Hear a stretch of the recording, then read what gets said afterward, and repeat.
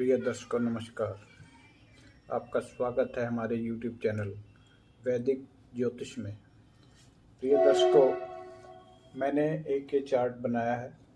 मेरे बड़े प्यारे मित्र हैं और उन्होंने मेरा YouTube चैनल देखने के बाद मुझसे संपर्क किया मैसेंजर में। उन्होंने मुझे अपना समय दिया, अपने जन्म का समय दिया, जन्म तिथि दी और शहर के बारे में बताया। उसके बाद मैंने उनकी कुंडली बनाई है और आज हम उनकी कुंडली पर चर्चा करेंगे। एक चार्ट ये खाली है, ये मैंने अलग से रखा है, इस पर एक विवेचना और की जाएगी, वो इस वीडियो से बाद में मैं करूँगा। साथियों, इनकी मिथुन लगन की कुंडली है और ये सारे ग्रह इसमें इस तरह से बैठे हुए हैं। मैं आपको स्पष्ट बता देता हूँ, हो सकता है कि वीडियो में आपको समझ में ना आ रहा हो, तो मैं बताता हूँ। इनके लगन में केतु बैठे हैं, तीसरे भाव में गुरु बैठे हैं, शुक्र पांचवें भाव में है, छठे भाव में सूर्य बुध की युक्ति है, साथ में मंगल बैठे हैं अपनी ही राशि में, राहु सातवें खाने में बैठ गए हैं, शनि अष्टम में बैठ गए हैं, चंद्र भाग्य स्थान में बैठ गए हैं। इस तरह से इनकी ये पूरी कुंडली में ग्रहों की उपस्थिति है। और अब मैंने इसे और आसानी से समझने और समझाने के लिए, मैं खुद भी आसानी से इस तरह से समझ लेता हूँ और समझाने में भी सहायता मिलती है, ये लिख दिया है कि कौन सा ग्रह कौन सी राशि में है।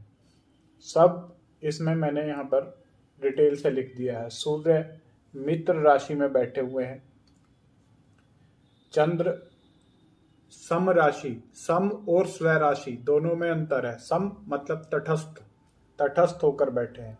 मंगल स्वराशि में है, मतलब अपनी राशि में है। बुध समय तटस्थ है। गुरु मित्र की राशि में है। शुक्र स्वराशि में है, शनि भी स्वराशि में है। मतलब 3 ग्रह इसमें ऐसे हैं, मंगल, शुक्र और शनि, जो स्वराशि में बैठे हैं। उच्च या नीच राशि में इस कुंडली में कोई ग्रह नहीं बैठा। तो साथियों, इसकी हमने विवेचना करनी है। इस हिसाब से मोटी मोटी विवेचना हम करेंगे। उसके साथ ये नीचे 2 लाइनें आपको दिखाई दे रही हैं, वो इनकी महादशा और उसके बीच में अंतरदशा जो है उसके बारे में। 8/11/2010 से 8/11/2029 तक इनकी शनि की महादशा चल रही है। शनि कहाँ बैठे हैं? अष्टम में। और 11/10/21 से 11/5/2023 तक शनि में चंद्र बैठे हैं। शनि खतरनाक खाने में बैठे हैं। खतरनाक खाने में बैठे हैं तो इसलिए डर स्वाभाविक ही होता है। यहाँ बैठे हैं, यहाँ से चंद्र मन के कारक है।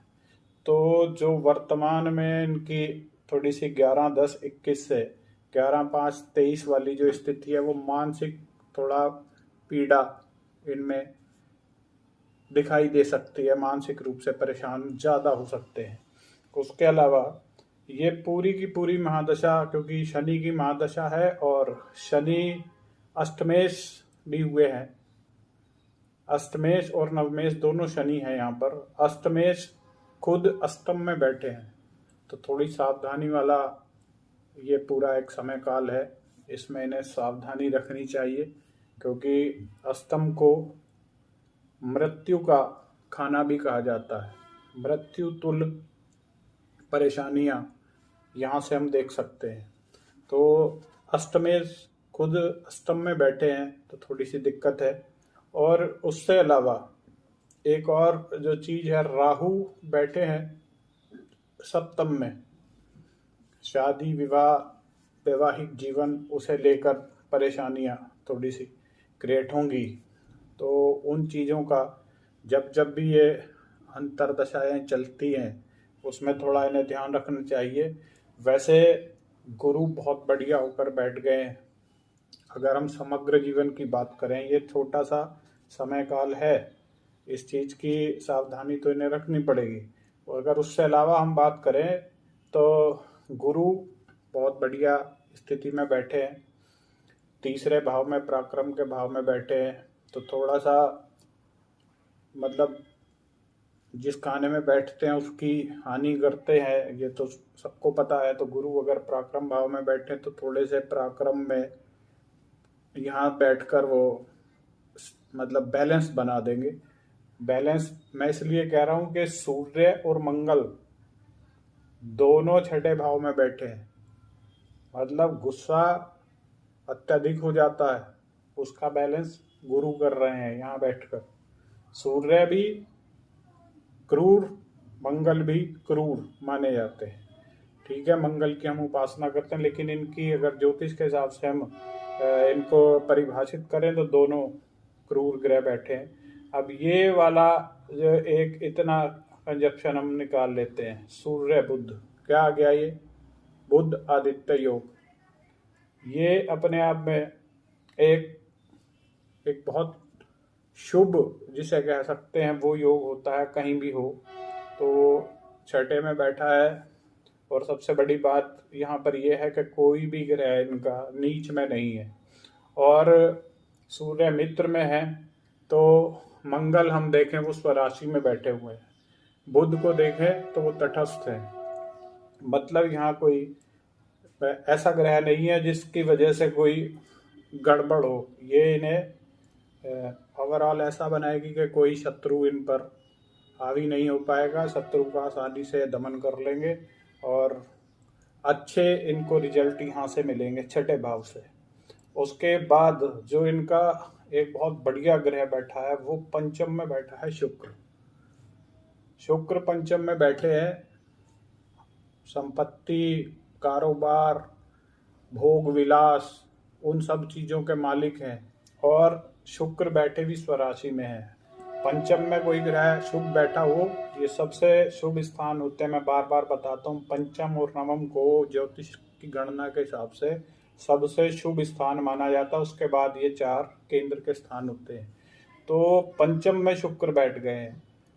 शुक्र अगर पंचम में बैठे हैं तो समझिए कि वो बहुत कुछ देंगे आपको। भोग विलास के अवसर मिलेंगे, आप में अच्छे कपड़े पहनने की ललक होगी, आप में बहुत लग्जरियस जीवन जीने की एक तमन्ना होगी।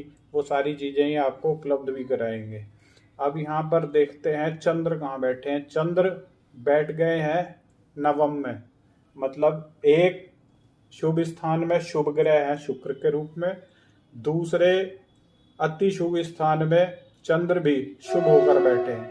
तो यहाँ से भी आपके जीवन में बहुत अच्छे इनके रिजल्ट चंद्र के मिलने चाहिए। तो ये कुंडली आपकी इस तरह की है, लेकिन अच्छा रहेगा, पूरे जीवन में आपको अच्छे परिणाम मिलेंगे। वर्तमान में क्योंकि शनि की महादशा चल रही है, और शनि की महादशा में आपको सावधानी इसलिए रखनी है क्योंकि शनि अष्टम में बैठे हैं, और बैठे भी अष्टमेश होकर है। तो इस चीज़ की थोड़ी हमें सावधानी रखनी है। मेरे हिसाब से आपको शनि के उपाय जरूर कर लेने चाहिए। वो अगर आप चाहेंगे तो मैं आपको इस वीडियो के कमेंट्स में लिख दूंगा, और वैसे भी आप मेरे पर्सनल मित्र हैं तो मैं आपको वैसे भी बता सकता हूँ। उसके अलावा शनि में चंद्र है तो थोड़ी मानसिक पीड़ा, हालांकि बैठे बहुत अच्छी जगह है, लेकिन चंचलता के स्वामी है, और अष्टमेश की अगर महादशा चल रही है तो थोड़ा मानसिक रूप से पीड़ा का ये समय है। आपको शनि के उपाय करने चाहिए। उससे अलावा ओवरऑल आपकी कुंडली बहुत अच्छी है। अगर आपको ये वीडियो पसंद आए तो इसे शेयर भी करें और इसे सब्सक्राइब भी करें, इतना निवेदन मेरा स्वीकार है। आप सबका जीवन शुभ हो इसी कामना के साथ। नमस्कार।